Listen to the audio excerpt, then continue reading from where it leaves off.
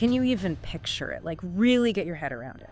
Over 2 million people jammed onto Copacabana Beach in Rio. Yeah. That wasn't, some festival spread out over days. That was Lady Gaga. One night. One night. Her biggest show ever. The sheer scale is just... it's mind-boggling, really. Imagine a crowd larger than, like, the entire population of Houston or somewhere. All focused on one stage, one person. It really puts the cultural impact into perspective, doesn't it? Exactly. And while the headlines mostly screamed party, our deep dive today has kind of got a dual mission. Oh, okay. We're going to unpack the incredible energy of that night for sure. But we also...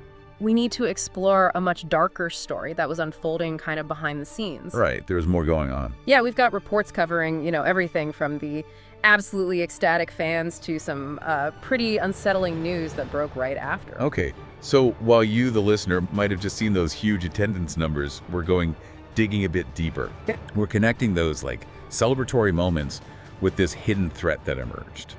Looking at what this whole massive event reveals about, well, the power of shared experiences, but also the vulnerabilities, Yeah, the vulnerabilities. So let's set the scene first. Saturday, May 3rd, 2025. Copacabana Beach. Iconic spot. Totally. The atmosphere must have just been electric. Authorities, they estimated over 2 million people. Some reports even suggested it was creeping closer to maybe 2.5 million. Wow. Think about the logistics of that. Just managing that crowd. Insane. And this wasn't just any concert. It was Gaga's first time performing in Brazil since, 2012? Yeah, 12 years. A really long wait. That undoubtedly amplified the anticipation, For sure. Plus, it was tied into her new album, Mayhem.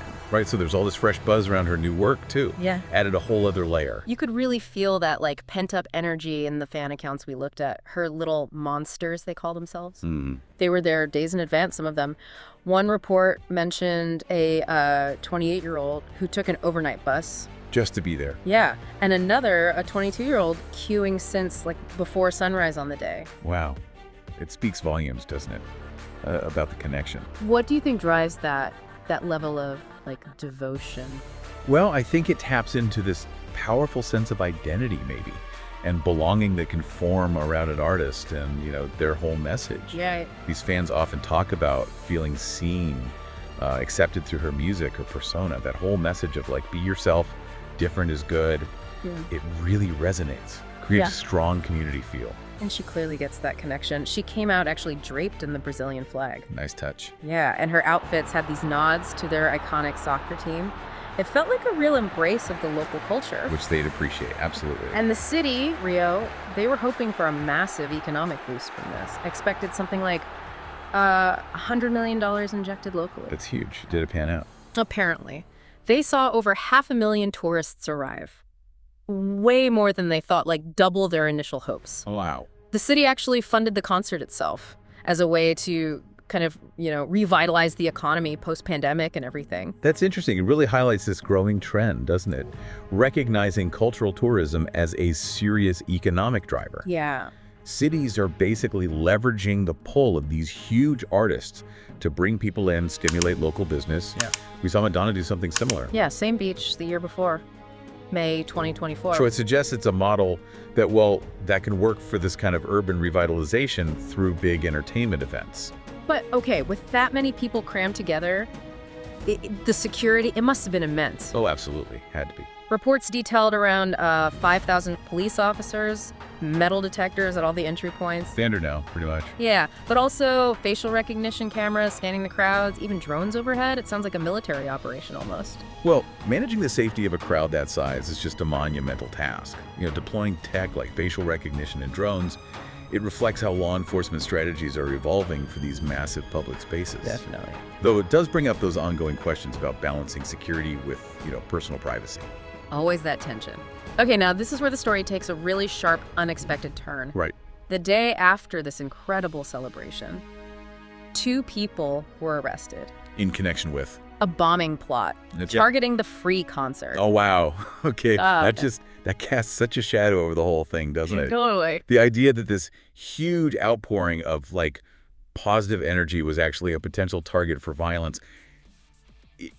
It's deeply unsettling. And like we said, highlights the complexities we're dealing with. And the details emerging about the plot. They're pretty disturbing. Handmade bombs were allegedly involved. Okay. The intent was to attack the concert venue itself. And the motive, what were they saying? Well, according to the police reports we saw, it was described as a kind of collective challenge. A challenge. Yeah, basically to gain attention and notoriety on social media. This group was reportedly using like violent content as a tool of belonging among teenagers. Deeply concerning, that idea that violence can be like a way to connect socially, especially for young people trying to figure out online identity stuff. It points to a really worrying trend, maybe a vulnerability within some online communities. Yeah. We know a little bit about the individuals arrested. A man from Rio Grande do Sul, that's a southern state. He was identified as the leader, accused of illegal weapons possession. Okay. And a teenager living in Rio who is facing charges for disseminating child pornography. So a really disturbing mix of alleged crimes there. Right. Is there any indication in the reporting how those different elements, the violence plot and the child pornography, how they might connect? Well, the direct links weren't explicitly laid out in what we read. It seemed like maybe they're still figuring that out. Yeah. But it definitely raises questions, doesn't it, about how these online spaces that host one type of illegal activity can maybe become breeding grounds for other harmful stuff, too. Like planning violence. Exactly. The internet can unfortunately allow these different forms of illicit activity to kind of converge sometimes. And here's a detail that's just particularly chilling. Okay. This group, this network, apparently used the name Little Monsters, you know, Gaga's own term for her fans. Oh, okay. Yeah. They used it as a disguise, basically, to recruit teenagers into these online networks. Networks featuring really violent and self-destructive content. It's a profoundly cynical manipulation, isn't it? Yeah. Exploiting that positive connection between an artist and her fans for such dark purposes. Vile. Yeah. It really highlights the dangers that can lurk in online communities and, the need for real vigilance, especially for younger users. So law enforcement carried out raids, right, across several states.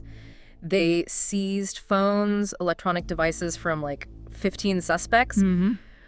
But interestingly, the reports we saw didn't mention finding any actual explosives or weapons during those raids. Huh. Okay. What might that suggest? Well, maybe the plot was still in its early stages. Or maybe the investigation's focus shifted more towards the online stuff, the recruitment, the planning. Could be. Or perhaps authorities are still piecing evidence together. It's possible more details will come out later. What's really remarkable, though, is that authorities were quite clear. This plot and all the security measures, they didn't actually disrupt the concert itself. Right. Millions of people were there having this amazing time, completely unaware of this potential threat simmering underneath.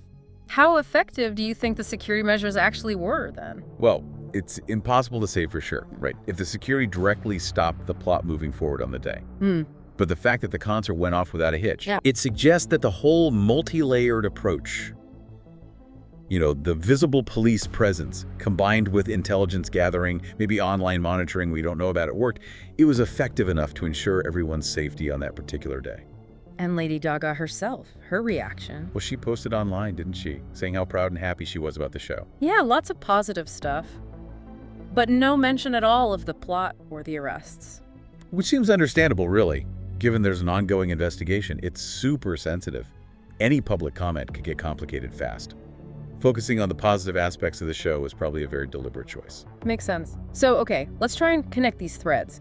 We have this incredible moment, unity, celebration, millions connected through music. Yeah, this peak cultural experience. And at the exact same time, this undercurrent of a violent plot, seemingly driven by this twisted desire for online infamy. What does that stark contrast tell us about?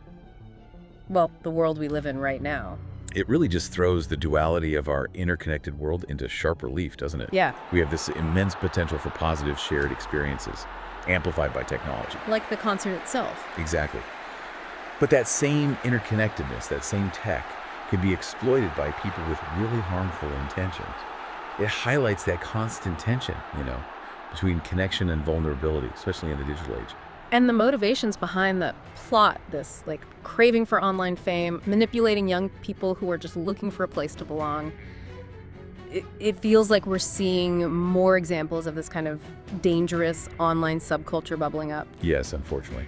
That desire for online validation, sometimes pushing towards increasingly extreme actions, it is a concerning trend. Yeah. Social media platforms, I mean, they offer amazing opportunities for connection, right? Yeah. But they can also maybe inadvertently provide a stage for people seeking notoriety through harmful acts. Right. And the algorithms sometimes, well, they can end up amplifying negative or extreme content. And thinking about the security, again, thousands of officers, all that advanced surveillance tech, the fact that a plot was still apparently in motion somewhere, it does raise questions about the limits, maybe, of even the most robust security. For sure.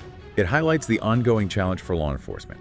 How do you identify and prevent these kinds of threats, especially when they originate and sort of take shape primarily in online spaces? Right. It seems like it requires this combination of physical security on the ground and really sophisticated cyber intelligence to effectively monitor and hopefully intervene early enough. But ultimately, the concert happened. It was, by all accounts, a massive success. Yeah. And it seems like the fans, the artists, they were able to experience that joy despite this hidden threat existing. There's a resilience there, isn't there? In just going in, celebrating together. Yeah, absolutely. It really speaks to that enduring human need for shared cultural experiences, doesn't it? And the strength people find in that collective joy. Despite potential dangers, people still come together. They celebrate. It demonstrates a powerful sense of community, maybe even a refusal to be totally deterred by fear.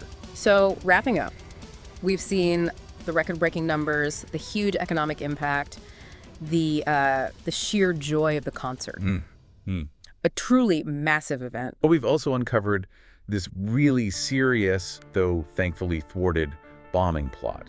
And that raises some pretty important, maybe uncomfortable questions about online influence, radicalization, and security in our, well, increasingly connected world. Yeah, and this leads us to a critical point for you, the listener, to really consider. In a world where these massive public events are both sources of immense joy and potential targets, how do we as a society strike that balance? The balance between our desire for these shared cultural moments, these big celebrations, and the absolute paramount need for safety and security.